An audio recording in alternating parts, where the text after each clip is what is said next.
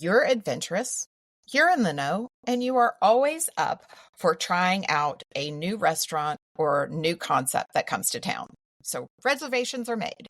The friend group is committed. You show up, you're led to your table. The menu and wine list is plopped down on the table in front of you. There are so many delicious dishes that you and your friends decide to mix it up and order several appetizers and several entrees and share them community style across the table. And now for the wine list. There's 4 of you, so you skip right on past the wines by the glass and you focus on the bottle list. Wait, the bottle list. Where's the bottle list? Wine in a carafe, not a bottle? What the heck? Your eyes transition over to the bar for clarity. You see beer dispensers, the bottles of spirits. Then it hits you. Right there on the bar is wine on tap dispenser. Yes, wine on tap. You got it right. And your first thought is, yeah, maybe I should just order a gin and tonic. But your adventurous side kicks in. And instead, you look through the list and you see things like these gorgeous aromatic whites that sound delicious, carbonic reds you've never heard of, and so many more. It's time to think differently about non-traditional wine packaging. So let's get going and flip the page from a restaurant experience perspective. Welcome to Everyday Sommelier, where we make learning about wine approachable, fun, and something you can actually enjoy. I'm your host, Kristi Mayfield.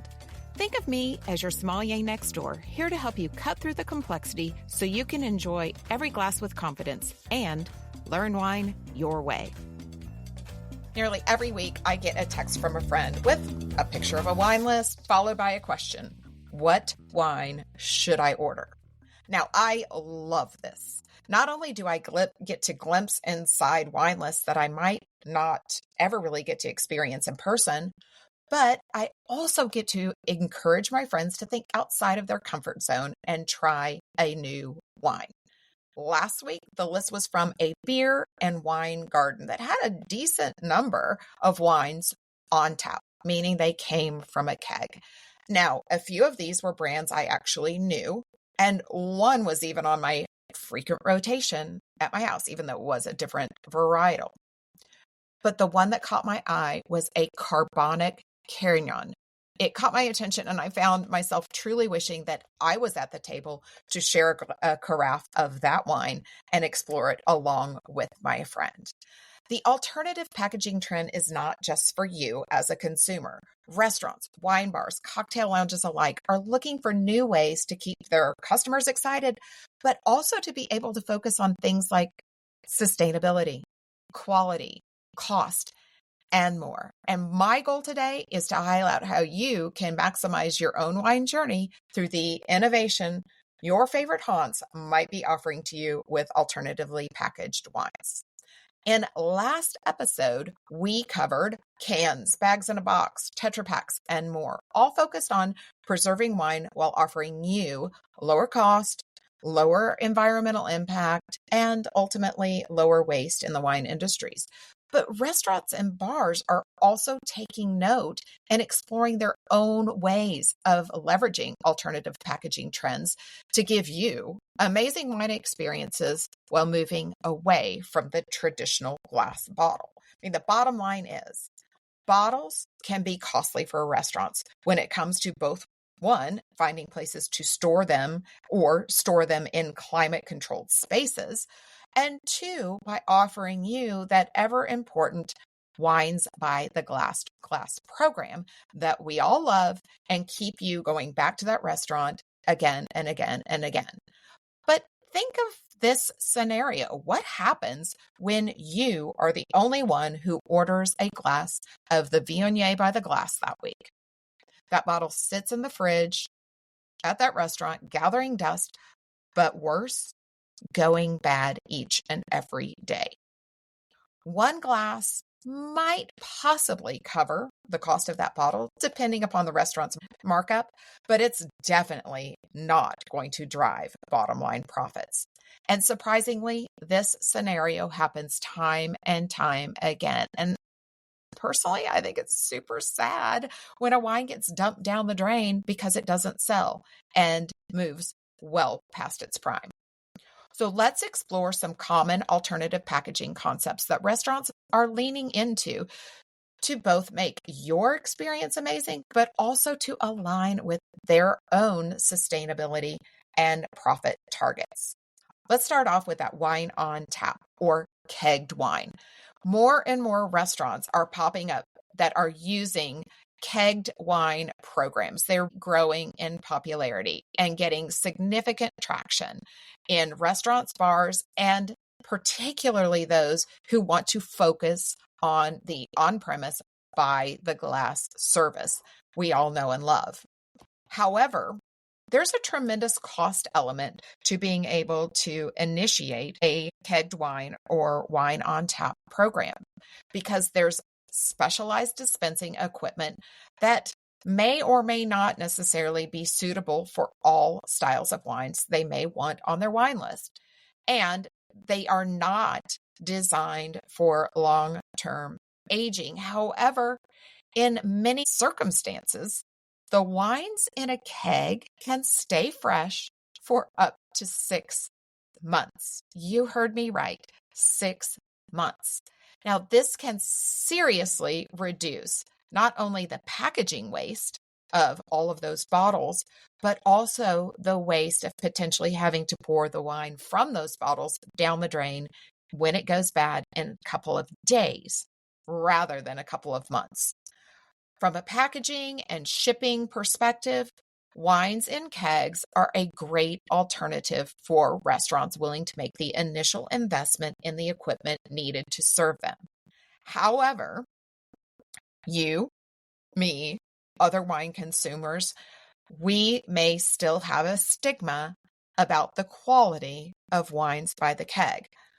But let's instead focus on the benefits. It eliminates that need for single-use bottles. These wines are poured into a glass or, as I mentioned, into a carafe that can be washed and reused time and time again, eliminating the need for any glass waste.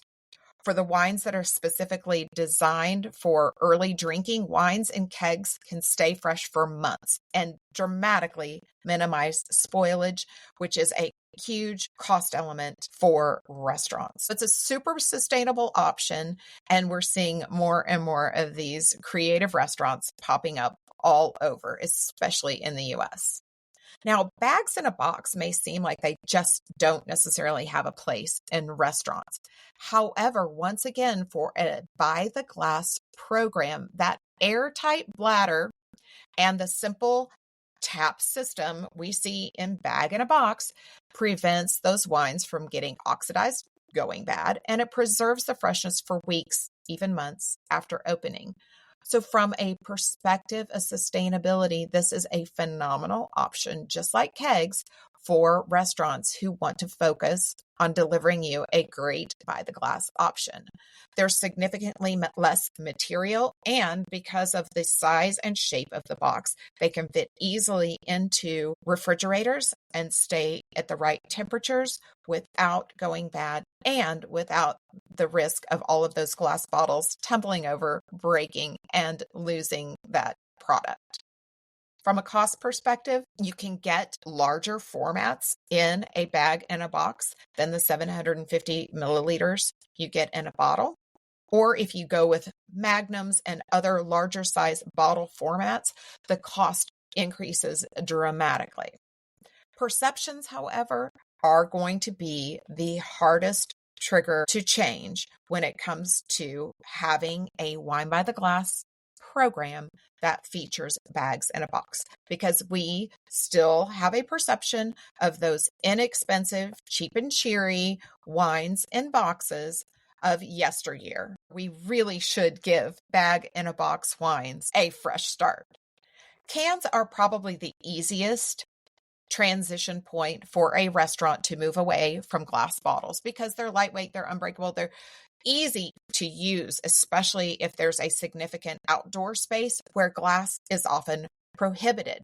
And for consumers who are focused on portion control, single serving cans absolutely cater to the consumer who doesn't want to invest in a full bottle and wants to try multiple different styles without the risk of a price point that the bottle comes with. From a sustainability perspective, recycling cans is something we've been doing for decades. And let's be candid, glass itself can be a real hazard, not only in outdoor scenarios like patios, around pools, outdoor dining environments, where if a glass bottle breaks, all things freeze to a halt until that service team can get every single microscopic fragment cleaned up to make sure that guests are safe and protected. And as we try to bring more and more young consumers into wine, cans are ideally accommodating for younger demographics who are just transitioning from maybe beer or seltzers that are already in cans. And it's a easy transition to grab that wine in a can as your next experimental stop. Now, finally, lightweight bottles, recycled glass bottles, even the paper and plant-based bottles are all allowing restaurants to participate sustainability, participate in reducing carbon footprints.